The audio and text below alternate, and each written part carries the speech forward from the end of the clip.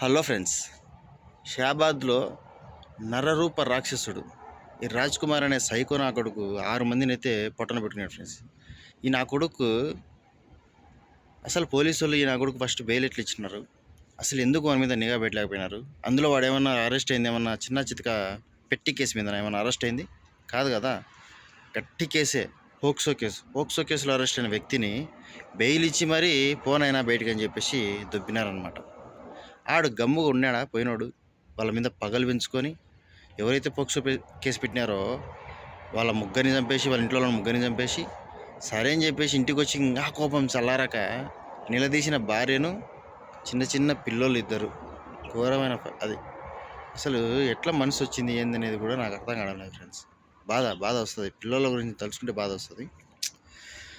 చిన్న చిన్న పిల్లలను కూడా చూడకుండా వాళ్ళ ఇద్దరు పిల్లలను చంపుకున్నాడు, వాని భార్యను చంపుకున్నాడు, పక్కింట్లో కేసు పెట్టిన వాళ్ళను, పాపను చంపినాడు, పాప తల్లిని చంపినాడు, తల్లిని కూడా చంపినాడు అనమాట.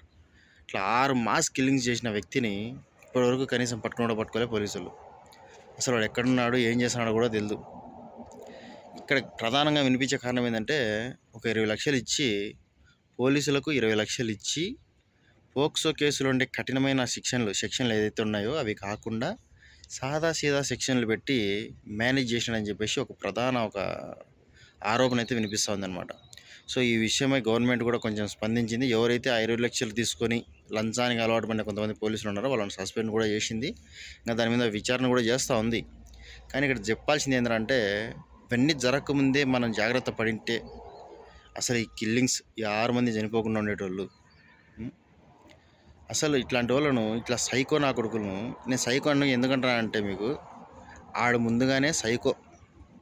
వాని భార్య వేరే అమ్మాయితో ఫోన్లో చెప్పేది కూడా ఆ కన్వర్జేషన్, అదే ఏదైతే ఉన్నిందో ఆ మాటలు ఆ పాప మీడియా వాళ్ళకి చెప్తా ఉంటే నేను విన్నా. భార్యను ప్రేమించి పెళ్లి చేసుకునే లుచ్చా నా కొడుకు ఎట్లా చూసుకోవాలా భార్యను?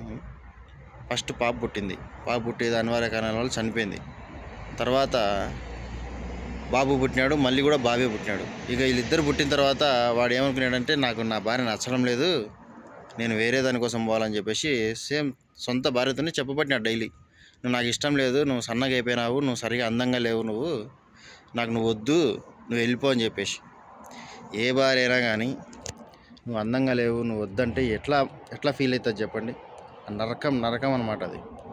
సో ఆ నరకంలోంచి నా కొడుకు చేసిన పని ఇంకోటి ఏంటంటే, పక్కింట్లో ఉండే ఒక చిన్న పాపను, 14 ఏళ్ళ పాపను ఫిజికల్గా హరాస్ చేయడం.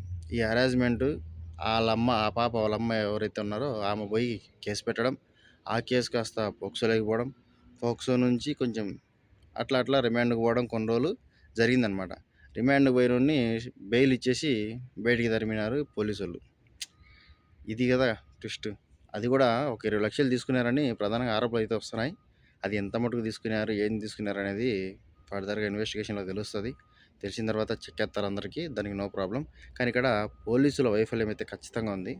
గవర్నమెంట్ కూడా ఇప్పటికి కూడా 6 మందిని చంపిన వాడిని పట్టుకోలేదంటే ఇంకెంత అసలు ఎట్లా పనిచేస్తుంది అనేది మీ ఊహకే వదిలేస్తున్నా.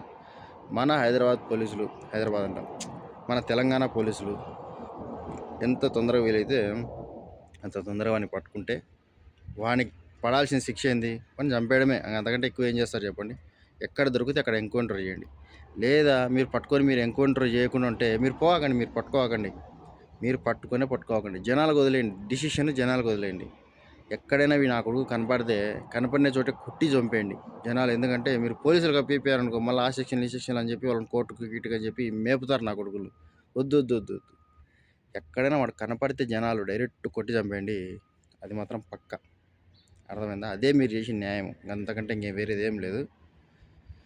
అబ్బా, ఈ మాస్ కిల్లింగ్స్ మనం తట్టుకోలేం. ఎక్కడో బీహార్లోనో లేకుంటే అక్కడెక్కడో కాశ్మీర్లోనో వినేటోళ్ళం. ఇట్లా చాలా మందిని ఒకటేసారి మాస్ కిల్లింగ్ చేసేసినారు అది ఇది అని చెప్పేసి. కానీ ఇప్పుడు మన తెలుగు రాష్ట్రాల్లో వినాల్సింది వస్తాయని చెప్పేసి నేను అస్సలు అనుకోలేదు. అది కూడా మన తెలంగాణలో ఘోరమైన చావులు వాళ్ళైతే పాపం.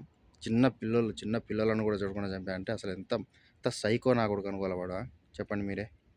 అసలు ఇదంతా నాకైతే నేను మాట్లాడలేకపోతున్నాను ఫ్రెండ్స్. Bye friends.